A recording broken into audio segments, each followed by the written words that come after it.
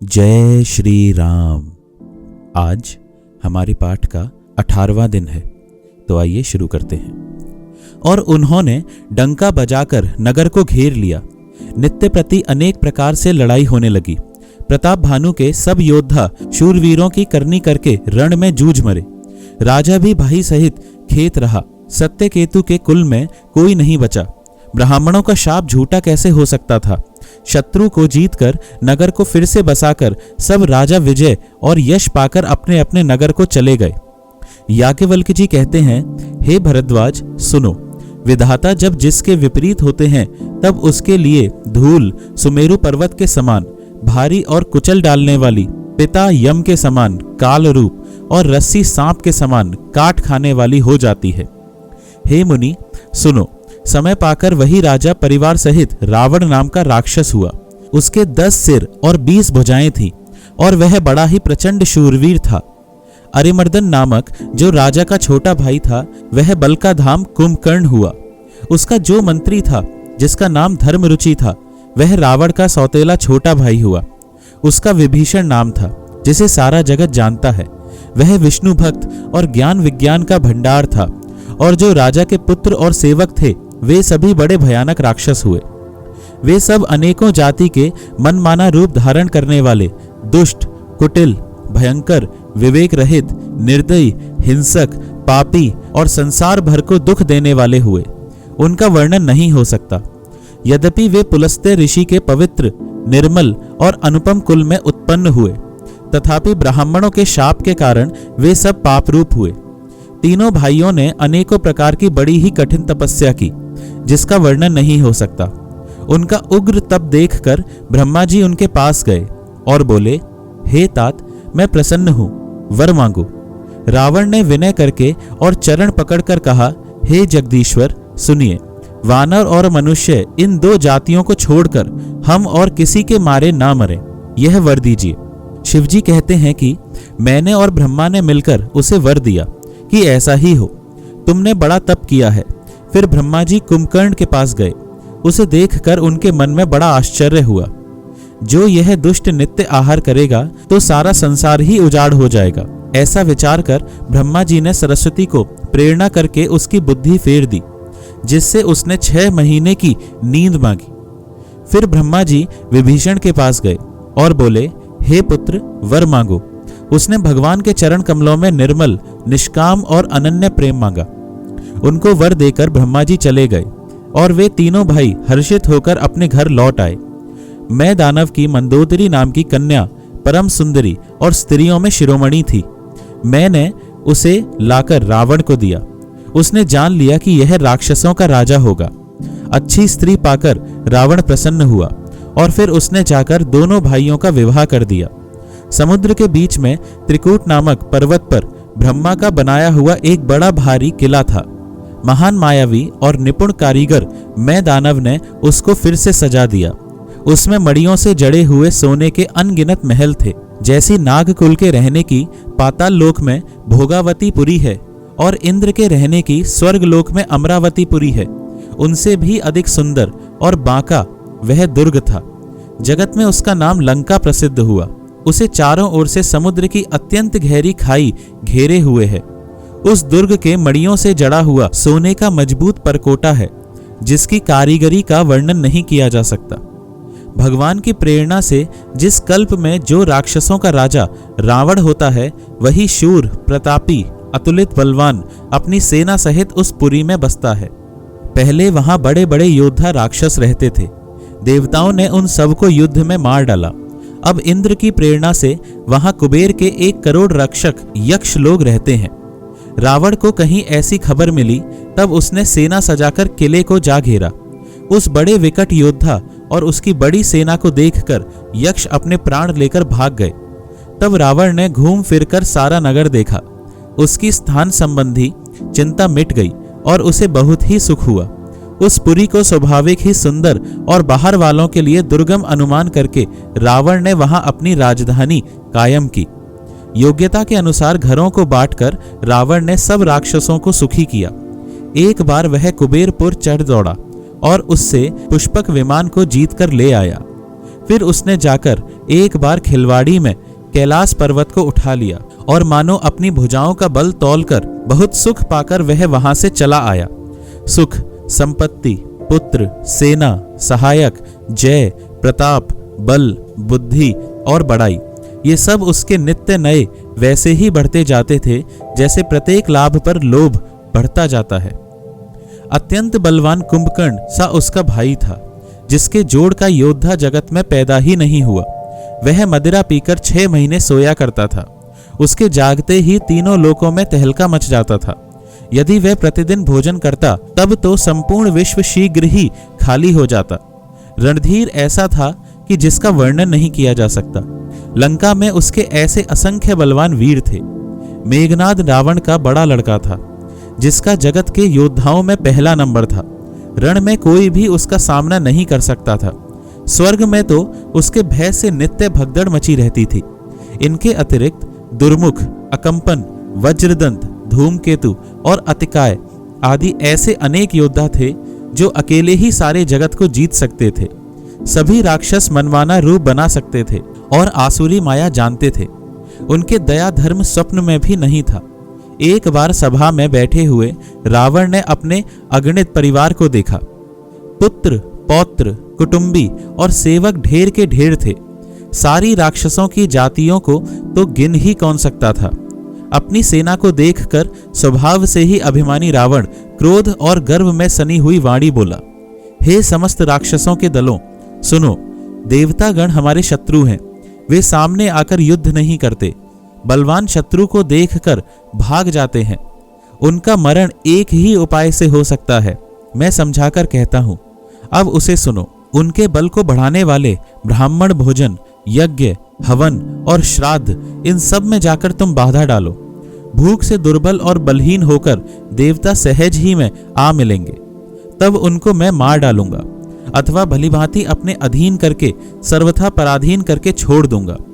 फिर उसने मेघनाद को बुलवाया और शिखा पढ़ाकर उसके बल और देवताओं के प्रति वैर भाव को उत्तेजना दी। फिर कहा, हे पुत्र, जो देवता रण में धीर और बलवान हैं और जिन्हें लड़ने का अभिमान है, उन्हें युद्ध में जीतकर बांध लाना। बेटे ने उठकर पिता की आज्ञा को शिरोधार्य किया। इसी तरह उसने सबको आज्ञा दी और आप भी हाथ में गदा लेकर चल दिया। रावण के चलने से पृथ्वी डगमगाने लगी और उसकी गर्जना से देव रमणियों के गर्भ गिरने लगे। रावण को क्रोध सहित आते हुए सुनकर देवताओं ने सुमेरु पर्वत की गुफाएं तकी। भागकर सुमेरु की गुफाओं का आश्रय ले लिया। दिक्पालों के सारे सुंदर लोकों को रावण ने सूना पाया। वह बार बार भारी सिंह गर्जना करके देवताओं को ललकार ललकार कर गालियां देता था। रण के मद में मतवाला होकर वह अपनी जोड़ी का योद्धा खोजता हुआ जगत भर में दौड़ता फिरा, परंतु उसे ऐसा योद्धा कहीं नहीं मिला। सूर्य, चंद्रमा, वायु, वरुण, कुबेर, अग्नि, काल और यम आदि सब अधिकारी, किन्नर, सिद्ध, मनुष्य, देवता और नाग, सभी के पीछे वह हठ पूर्वक पड़ गया। किसी को भी उसने शांति पूर्वक नहीं बैठने दिया। ब्रह्मा जी की सृष्टि में जहां तक शरीरधारी स्त्री पुरुष थे, सभी रावण के अधीन हो गए। डर के मारे सभी उसकी आज्ञा का पालन करते थे और नित्य आकर नम्रता पूर्वक उसके चरणों में सिर नवाते थे। उसने भुजाओं के बल से सारे विश्व को वश में कर लिया, किसी को स्वतंत्र नहीं रहने दिया। इस प्रकार मंडलीक राजाओं का शिरोमणि सार्वभौम सम्राट रावण अपने इच्छानुसार राज्य करने लगा। देवता, यक्ष, गंधर्व, मनुष्य, किन्नर और नागों की कन्याओं तथा बहुत सी अन्य सुंदरी और उत्तम स्त्रियों को उसने अपनी भुजाओं के बल से जीतकर ब्याह लिया। मेघनाद से उसने जो कुछ कहा उसे मेघनाद ने मानो पहले से ही कर रखा था, अर्थात रावण के कहने भर की देर थी। उसने आज्ञा पालन में तनिक भी देर नहीं की। जिनको रावण ने मेघनाद से पहले ही आज्ञा दे रखी थी, उन्होंने जो करतूतें की उन्हें सुनो। सब राक्षसों के समूह देखने में बड़े भयानक, पापी और देवताओं को दुख देने वाले थे। वे असुरों के समूह उपद्रव करते थे और माया से अनेकों प्रकार के रूप धरते थे। जिस प्रकार धर्म की जड़ कटे, वे वही सब वेद विरुद्ध काम करते थे।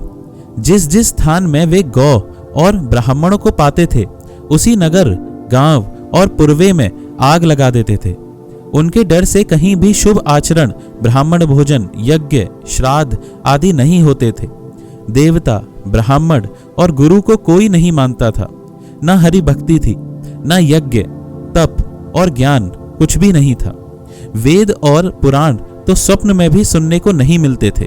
जप, योग, वैराग्य, तप तथा यज्ञ में देवताओं के भाग पाने की बात रावण कहीं कानों से सुन पाता तो उसी समय स्वयं उठ दौड़ता।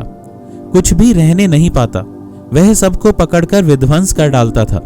संसार में ऐसा भ्रष्ट आचरण फैल गया कि धर्म तो कानों में भी सुनने में नहीं आता था।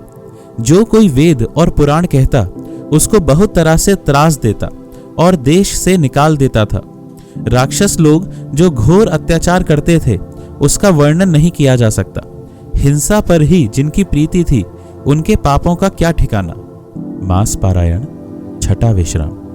पराये धन और पराई स्त्री पर मन चलाने वाले दुष्ट, चोर और जुआरी बहुत बढ़ गए। लोग माता पिता और देवताओं को नहीं मानते थे और साधुओं की सेवा करना तो दूर रहा, उल्टे उनसे सेवा करवाते थे। श्री शिवजी कहते हैं कि हे भवानी, जिनके ऐसे आचरण हैं उन सब प्राणियों को राक्षस ही समझना। इस प्रकार धर्म के प्रति लोगों की अतिशय ग्लानि, अरुचि, अनास्था देखकर पृथ्वी अत्यंत भयभीत एवं व्याकुल हो गई। वह सोचने लगी कि पर्वतों, नदियों और समुद्रों का बोझ मुझे इतना भारी नहीं जान पड़ता था जितना भारी मुझे एक परद्रोही, दूसरों का अनिष्ट करने वाला लगता है। पृथ्वी सारे धर्मों को विपरीत देख रही है, पर रावण से भयभीत हुई वह कुछ बोल नहीं सकती। अंत में हृदय में सोच विचार कर गौ का रूप धारण कर धरती वहां गई जहां सब देवता और मुनि छिपे थे। पृथ्वी ने रोकर उनको अपना दुख सुनाया, पर किसी से कुछ काम न बना। तब देवता, मुनि और गंधर्व सब मिलकर ब्रह्मा जी के लोक सत्यलोक को गए। भय और शोक से अत्यंत व्याकुल बेचारी पृथ्वी भी गौ का शरीर धारण किए हुए उनके साथ थी। ब्रह्मा जी सब जान गए। उन्होंने मन में अनुमान किया कि इसमें मेरा कुछ भी वश नहीं चलने का। तब उन्होंने पृथ्वी से कहा कि जिसकी तू दासी है वही अविनाशी हमारा और तुम्हारा दोनों का सहायक है। ब्रह्मा जी ने कहा, हे धरती, मन में धीरज धारण करके श्री हरि के चरणों का स्मरण करो। प्रभु अपने दासों की पीड़ा को जानते हैं, ये तुम्हारी कठिन विपत्ति का नाश करेंगे।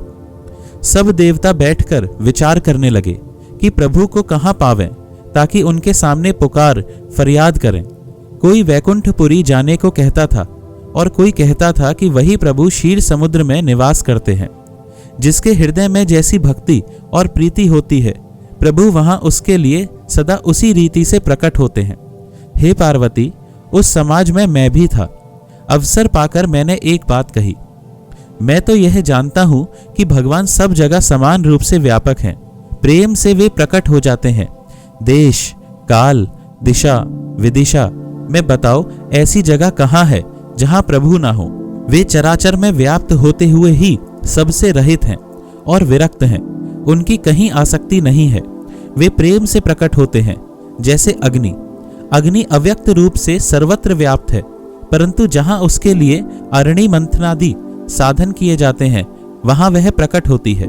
इसी प्रकार सर्वत्र व्याप्त भगवान भी प्रेम से प्रकट होते हैं। मेरी बात सबको प्रिय लगी। ब्रह्मा जी ने साधु साधु कहकर बड़ाई की। मेरी बात सुनकर ब्रह्मा जी के मन में बड़ा हर्ष हुआ। उनका तन पुलकित हो गया और नेत्रों से प्रेम के आंसू बहने लगे। तब वे धीर बुद्धि ब्रह्मा जी सावधान होकर हाथ जोड़कर स्तुति करने लगे। आज बस इतना ही पाठ। जय श्री राम। आइए थोड़ा भजन करते हैं। सीताराम राम राम, सीताराम राम राम, सीताराम राम राम, सीताराम राम राम, सीताराम राम राम, सीताराम राम राम, सीताराम राम राम, सीताराम राम राम। जय श्री राम।